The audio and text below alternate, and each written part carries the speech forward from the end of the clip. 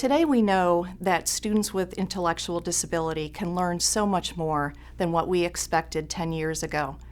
Back then we questioned whether it was even worth time to teach that academic content because we weren't sure that that time would be effective and there would be good outcomes. Now we know and have research that demonstrates that students with intellectual disability can learn to read. They can learn math, they can learn social studies and science, all that academic content. No Child Left Behind required that we do that, and now we have the research that shows and demonstrates how to do that. I'd like to introduce my colleague, Diane Browder, who will give you some examples and some stories about how that works. 10 years ago, we had low academic expectations for students with intellectual disability, especially those who had moderate and severe disabilities. We made assumption that some students wouldn't be able to learn to read, maybe because of their IQ, or because we had classified them with terms like trainable. One of the exciting things that's occurred in the last 10 years is that we've discovered more students with intellectual disabilities can learn to read. And not only learn to read, but learn the general education content of their grade level in math, science, language arts, social studies. And we've discovered that they can learn these skills in general education contexts. I just want to tell you a story about one little girl that transformed my thinking.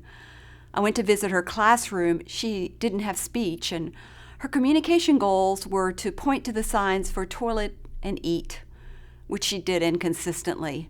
There were no literacy skills, no reading skills on her IEP. But this was a teacher that decided to try more, and she used an interactive read aloud with the student and a story that was of great interest to her, adapted from a Disney movie. And when I went back to visit only a month later, this little girl was not only interacting with this story read aloud, but she was showing her understanding by pointing to symbols on a 9-symbol response board. And to my surprise, those symbols were not exact matches even to the pictures in the story. And for example, when asked when did the new toy arrive, she leans over a picture of a birthday cake and pantomimes, blowing out the candles, showing a deep understanding of what had happened in the story. Well, this little girl went on to not only understand text and be able to show understanding with a symbol board, but she learned phonics and could decode text for herself. And then she went on to be able to learn passages of text, to read passages of text and understand them.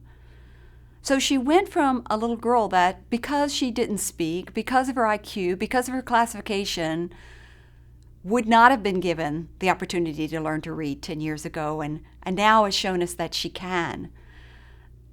And that's what we need in the 10 years coming up. We need more students to have these opportunities. Every student with intellectual disabilities should have the opportunity to learn to read and full educational access to all the general curriculum content and the opportunity to learn in general education contexts.